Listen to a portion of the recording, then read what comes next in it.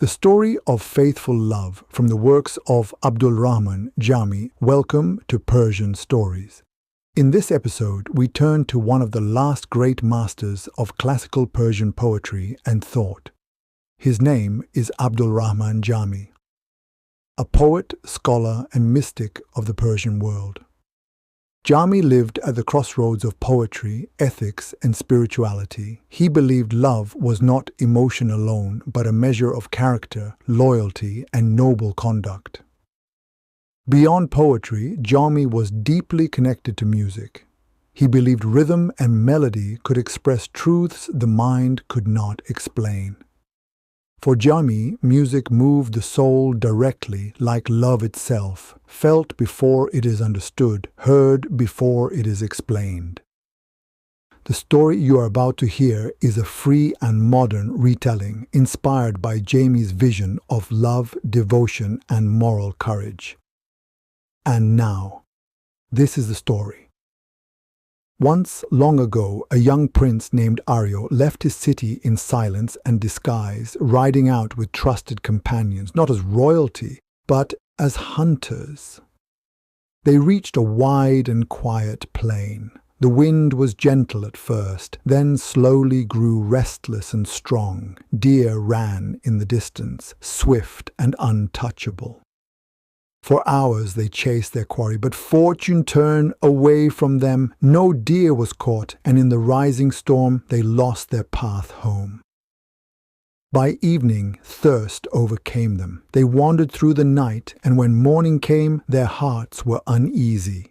At last, beyond the shelter of a mountain, signs of life appeared. A large village with simple homes, peaceful gardens, and birdsong.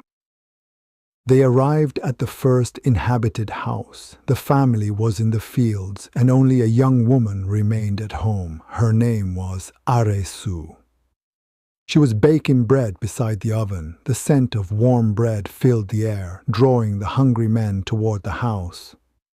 When Aresu saw their dusty faces, she grew afraid and turned her face away. But Aryo, the moment he saw her, fell silent. Her beauty was not only in her face, there was a quiet calm about her, a presence that stirred the heart without a single word. One companion stepped forward and said, "Do not be afraid. We are of your people. We have lost our way, and we are thirsty and hungry." Aresu glanced at them briefly and replied, "Do not enter the house. Sit outside beneath that tree." She brought them water and fresh bread. The men ate eagerly, but Aryo could not. His eyes returned to Aresu. When they finished, Aryo offered her a handful of gold. Without looking at him, she refused and said, "My father taught me this. Whoever knocks at our door, give them water and bread, and do not ask about rank or worth." Those words captured Aryo's heart more deeply than her beauty ever could. The prince returned to the seat of power. He spoke to no one, not his father, not his mother, or siblings. Yet his heart found no rest. The image of that simple young woman would not leave his mind. In secret, he sought the counsel of his father's wise minister. After hearing the story, the minister spoke carefully. "You are heir to this kingdom," he said. "Your father plans a royal marriage for you. If this love is revealed, the crown will pass to your brothers." Aryo remained silent, but a greater fear burned within him. If he waited too long, she might belong to another. He sent a trusted woman to the village to learn the truth. When she returned, her words were heavy with sorrow. "For years, she rejected all suitors," she said. "She dreamed a noble-hearted man would come with true love, but fate turned cruel. She was struck by illness. Her beauty faded. Now even former suitors mock her. She lives alone, weaving carpets."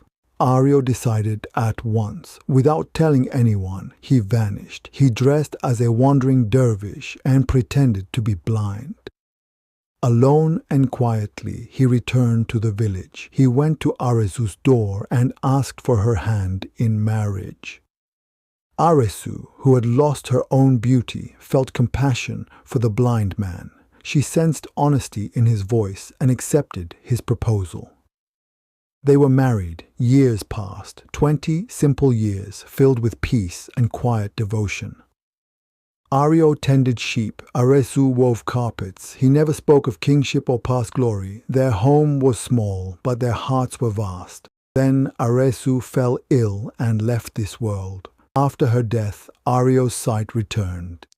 The villagers, astonished, asked about the mystery. Ario said quietly, "I was Prince Ario, and I loved her. For pure love, one must do what is worthy. If she had known I saw her scars, she would have been saddened."